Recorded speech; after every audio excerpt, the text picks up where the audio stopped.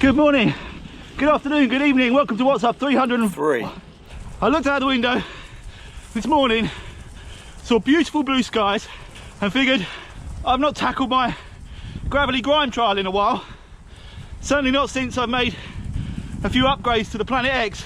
So I've come out with the intention of attacking my personal best. I'm doing a bit of a cycle lap first. It's not rained for over a week, I'd say. Yet somehow the conditions are horrendous, so I do not fancy my chances. Obviously I've made some significant weight gains or losses, hang on, and I am now running tubeless, so I would expect to be able to take at least a few seconds off my previous time had the conditions been more favourable. But I have also added back in a fair amount of those gains by strapping my drone in the bag to the front of the bike. But anyway, PB or not, it's a pretty good day for a mucky ride. Yeah, that's as far as these tyres are going to take me through that kind of puddle. I've ridden about 1 kilometre, not fast at all, but concentration levels have been right up there, gripping the bars like there's no tomorrow, and just using any strength I have to try and balance myself.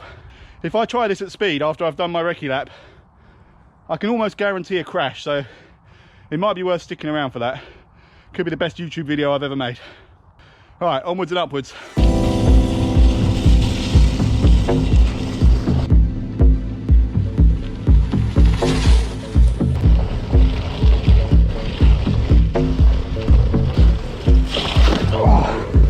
Bloody hell.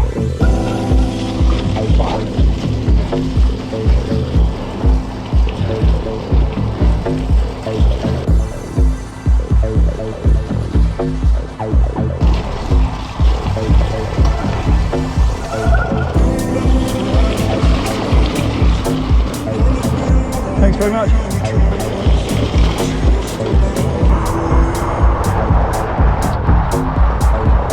So for anyone that's not familiar with my gravelly grime trial, it's a segment that I made on my first little foray into gravel riding that encompasses a quarry road, which is basically sand, gravel and mud, but relatively flat. It goes up into the woods, which is much more of a mountain bike route now than it was when I first started.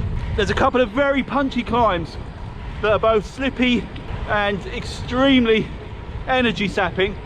Then that's followed by a very steep, fast, extremely slippery cobbled descent, which, having just gone down it now, I think is the area where I'm likely to lose the most time, because I would have to be wrapped up in full body armour to attack that in conditions like these.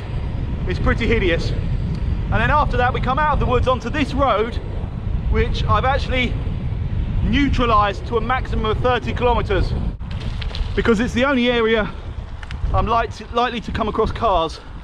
So for the purposes of consistency, if I'm always doing that stretch, it's only a couple of 100 metres long, but if I'm always doing 30 kilometres an hour on that stretch, there'll be no advantages or disadvantages based on traffic that I come across. My last run at this was my personal best, and it actually also included me having to slow down for a woman that was taking a wee whilst horse riding. Well, not whilst horse riding, she'd got off her horse, but she was taking a wee nonetheless. I had the actual KOM with my last time, and that has been beaten by, whoop, that has been beaten by about a minute. But again, because the gate was shut and I had to slow down for the woman taking a slash at the side of the road, normal circumstances, I would like to think I could get that KOM back. Don't fancy my chances today, but I need to flick my bravery switch and have a proper go at this. Anyway, I think I'm talking just to sort of put it off because I'm genuinely quite scared. There's one bend just at the end of this first straight where I nearly came off just on the warm-up, so.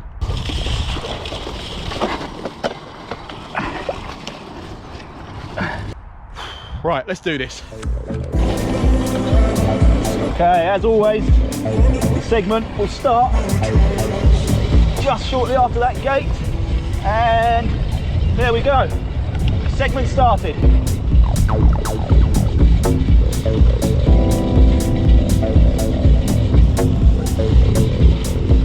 Alright, here's the first major crash zone. Whoa, fudge. Gosh! I'm through it, kind of. Oh my god. Oh, I virtually came to a standstill. Oh.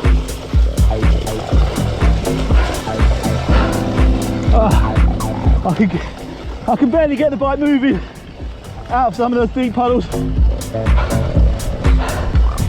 My legs are knackered. As though I've been climbing.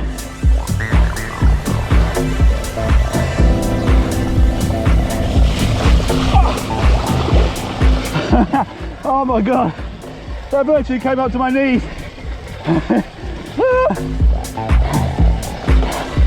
I'm barely moving now. My back wheel's just spinning. I think they're so cool in my disc brakes. My shoes feel like leg boots. I can't see the split on my head unit either. I know I'm not faster, but I'd like to know how far behind I am. Oh Christ, this is basically, it's like Loch Ness here. Oh God.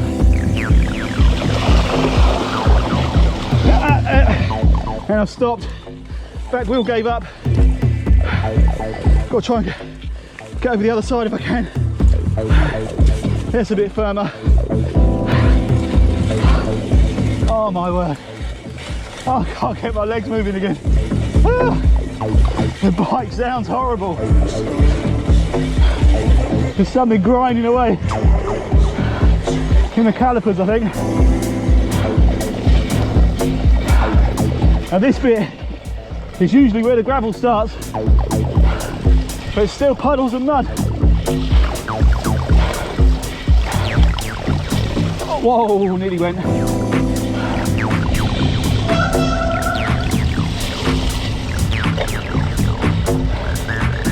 Alright, finally some firmer ground.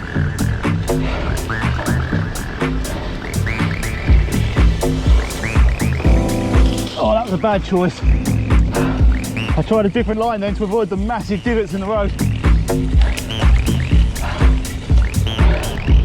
Oh man, here comes another one. Oh, that was alright. That was quite smooth underneath. So I managed to carry a fair bit of speed through there.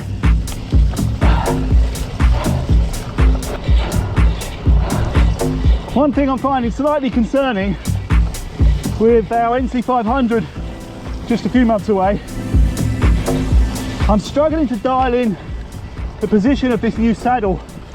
It's not particularly comfortable today. The last ride I did, it started off feeling really nice, and then by the end of the ride it wasn't great at all, but I'd noticed it had actually slipped right back where I clearly hadn't tightened it enough. So I put it back to where I think it should be, but I'm still getting a fair bit of pressure in my, I don't know if it's my sit bones or the sort of muscles just around that, but it feels pretty harsh today. All right, under the M25. into the first climb. I already know this is very slow. I've kind of given up chasing it. I'm going to keep pushing anyway, as I am. Just so it's a decent workout, extra training. This climb here averages about 10-11%, I think, which is bad enough in itself. But the biggest problem is wheel spin. I will come back and try for a PB on this with some knobbly WTB nanos or something at some point. My legs are giving up now.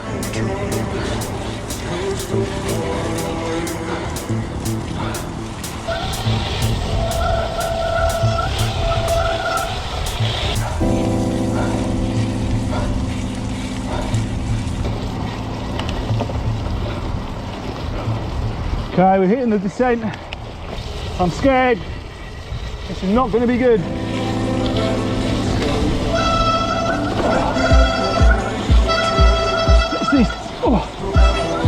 It's these cobbles that are dangerous.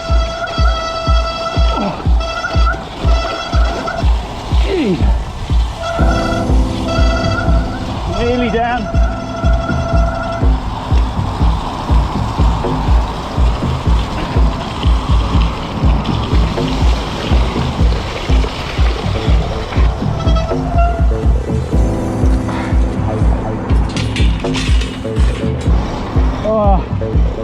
That was the slowest gate negotiation as well.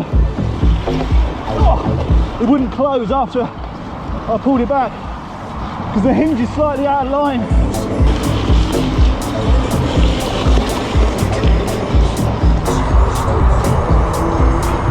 Back over the motorway, heading towards the neutral zone. That neutral zone starts at this red sign right now. There we go, 30 kilometers max. I'm going a bit slow, that's 25. I don't know why I'm bothering to even hit the 30 down here. I am miles off, but that's been bloody good fun, I've got to say. I've mentioned it on other videos, but there really is nothing like blasting through disgusting mud on a bike you love on a beautiful day.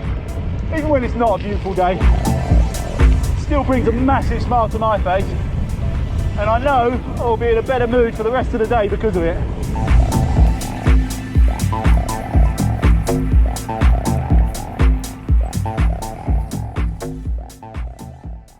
Okay, so my GoPro battery died just before I got to the finishing line, so I'm now filming on my kind of repaired DJI Osmo Pocket, which, if this footage has actually worked, I'll be even more pleased for the rest of the day than I was with that ride.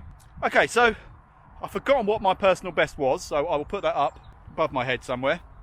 Let's say there. But I do know I just did it in 20 minutes and 1 second. I think that's what my Wahoo said anyway. So, no massive surprises. Well, I say that, it is slightly slower even than I was expecting, but I do need to remember I had to actually get off the bike on a couple of occasions and push it through mud, so that wasn't a true test of either my fitness, upgrades, the bike. It's not meant for that, let's be honest. But, as I said, such a good laugh. Really, really good fun. I think I need a bit of a wash, as does my beautiful machine. But all in all, I'd say that's a pretty decent way to spend a Saturday morning. Just before I sign off, a couple of things to say. Firstly, huge congratulations to Noel McGrath and his lovely wife on the birth of their boy. Bobby McGrath, I believe, was the name. Brilliant name choice, especially given that it appears he was possibly conceived on the night that Liverpool beat Barcelona 4-0 in the Champions League semi-final, so very appropriate. So congratulations you guys. We've also reached another milestone on this little channel of ours. Just a day or two ago we've crossed over the 200,000 view mark, which, I've said it before, I'll say it again, I know is 10% of what proper YouTubers get on one video. But for me, that's just amazing. I'm super chuffed. So thank you guys always for watching. And actually, it's not a milestone, but this is also the last ride I will be doing with that helmet. I have ridden with this helmet since day one of my newfound adult cycling career. Obviously I had bikes when I was a kid, but 4 or 5 years ago when I bought the Specialized Alley and decided to get properly into cycling, this was the helmet I bought and decorated, and it's covered in personal poignant things doodled by myself and my kids, and I love it, but it has seen better days. The padding just won't stay fixed in. I think it's something you're supposed to change periodically anyway. So this helmet is going into retirement. I have already bought another one which is being decorated before I reveal it. As you know, I do like to doodle over my possessions. So yeah, bye bye Mavic, Cosmic, whatever helmet. You've been good. But I think that's it. Next time I do this, I will have a serious attempt at beating my personal best and taking my KOM back, more importantly. I could tell from the first corner today wasn't going to be that day, but you don't know if you don't try. Anyway, enjoy your weekend everybody. Thank you very much for watching, and I will see you very soon.